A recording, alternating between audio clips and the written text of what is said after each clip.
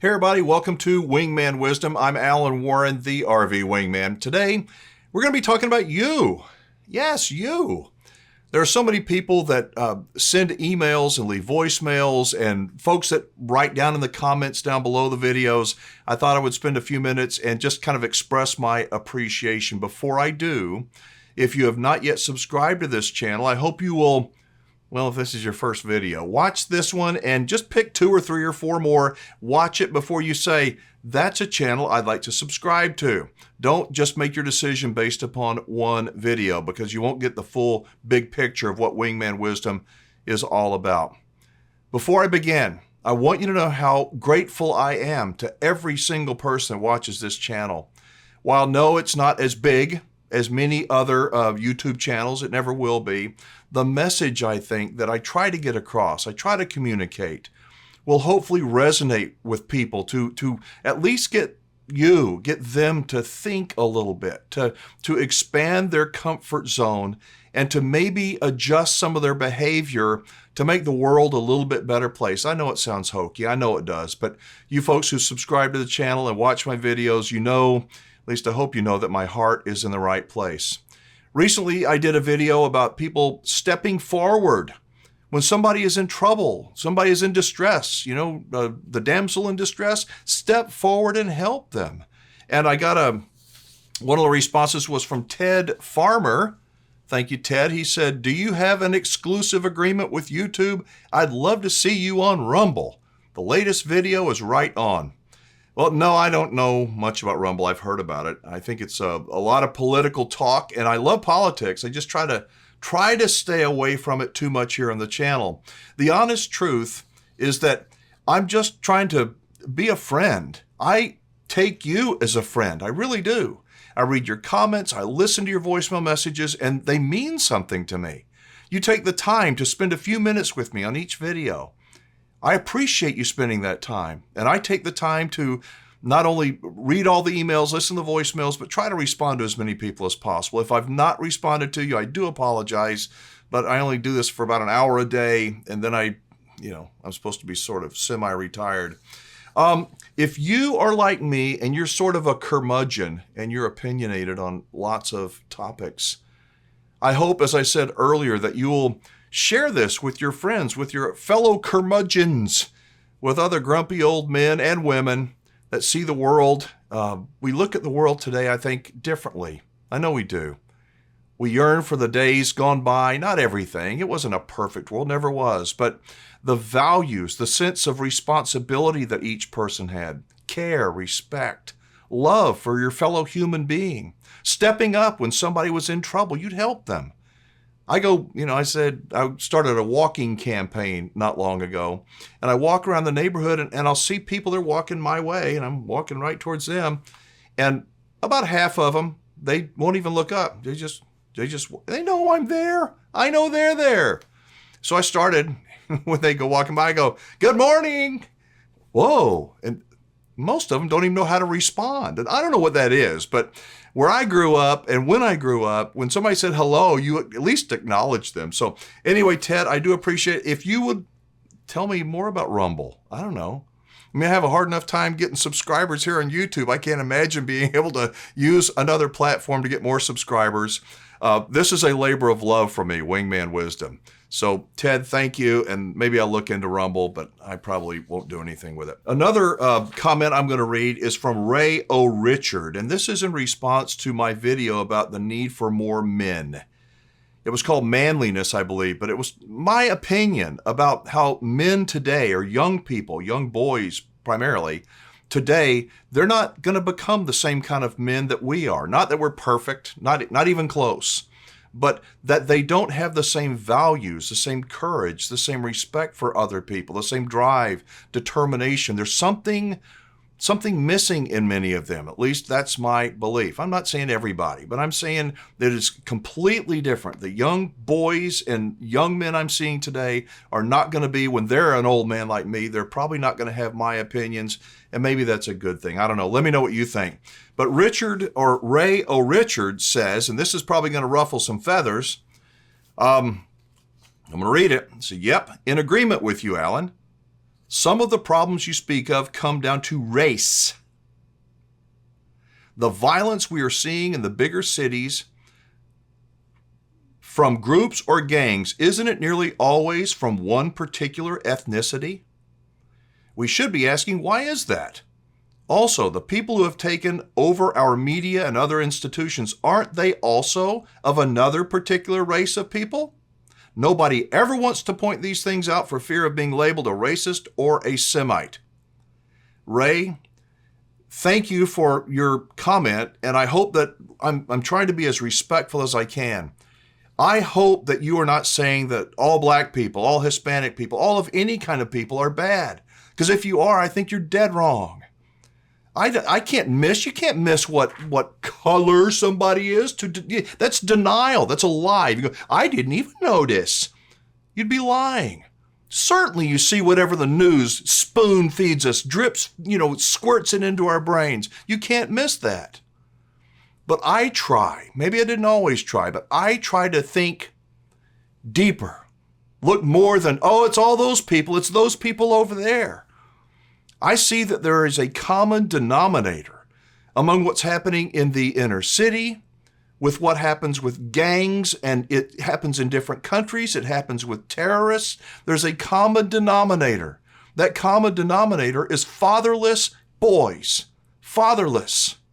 Not everybody, but most of the people, psychologists have done studies. Most of the people that do the school shootings, the terrorists from the Middle East, people that are easily manipulated. They can join the white supremacy, whatever, neo-Nazi groups. They're fatherless boys.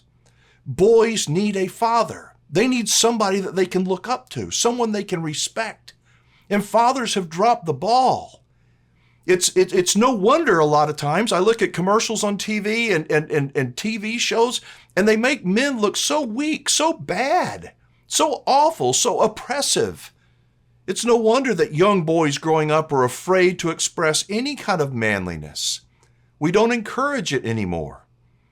The book that I talked about, a week or two ago that I read, called The Boy Crisis, is very enlightening, and I would encourage you to check it out. The Boy Crisis. It talks about these kinds of things. The problems we see in the inner city, they stem from fatherless children, fatherless boys. Girls need their fathers too, but these boys, they need it so desperately.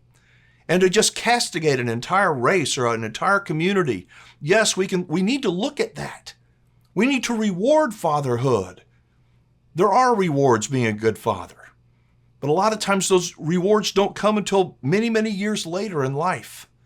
So, Richard, I hope that you are not blaming all the certain color people for the problems that you see, because as I said, you're dead wrong. That's not true. Not everybody with a father is a great kid, a poster child for good behavior either. But generally speaking, two-parent households, they raise better boys. They do. They raise better girls too. But I'm primarily talking about boys because I think we need more leaders. When I was a Boy Scout, and I know, were you a Boy Scout? Did you learn respect and honor and courage and how to be brave? Those things were important. That's changed through the years, but it's important. One of the reasons I love Boy Scouts is because I'd get merit badges. Boys need a purpose. When you don't have a purpose, the only purpose is sitting online looking at pornography and playing video games. I don't know what I'm going to do next. I'm not even sure if I'm a boy or a girl. You got problems. We need our children, boys and girls, to have a purpose in life. Boys without a purpose are easily manipulated. They're manipulated by bad people because they know how to push their buttons. Ray, I'm telling you, if more fathers accepted the responsibility God gave them, they had that kid. They need to be responsible for that kid or their grandchild. And if it's too late, you know what? There are kids in your neighborhood. There are places you can volunteer. You can be a good influence on boys. You can go and volunteer at churches and at the YMCA and go to the Boy Scouts if you want to help. I just think that boys today need some leadership. I can't give it to them. They're not going to watch this video. Are you kidding me? My hope is that I can inspire some people. Camping and RVing is in my blood. I talk about it often here on Wingman Wisdom. And I believe that camping is one of those activities that can bring out the best in human beings. It makes you think of somebody, it makes you think of yourself, because if it's going to rain, you better be responsible to get out of the rain. But it helps you think of other people. It helps you think of the environment. It helps you see things and feel things and experience things that you cannot do with this. You cannot do watching a screen. Camping provides that opportunity. It provides an opportunity for mentorship. When you take your child or your grandchild on a camping trip, if you do everything, it's probably easier to do than getting an 8 or 9-year-old to help you back in, but you're missing an opportunity, I think. Respectfully, I promise I'm not trying to get on anybody. I am trying to gently, diplomatically, as best I can, kind of wake you up, wake people up with this message. If you only get one thing out of it, I did my job and I'm happy. But camping provides those opportunities for kids to be aware and learn and think, all people to be aware. But boys, they can learn, be a mentor to a young boy. So that's it for today's video. I do apologize. I didn't talk really anything about RVing or camping, but more about life and some response to the videos that I've been doing recently. If you like this kind of a message, please subscribe to the channel. Give it a thumbs up. Post your comments below. I'd love to know what you think. If you think some people are going, man, you need to stick with RVing. And I love RVing, but RVing isn't the only thing in my life. I'm concerned when I look at our children, our neighborhoods, our programming, where we're going. I'm concerned. And I'm not just going to be a one-dimensional, I'm not bad-mouthing other people that do YouTube videos. That's their niche and they're really good at it. I'm not going to try to step on their toes. They are way better than I am at certain things.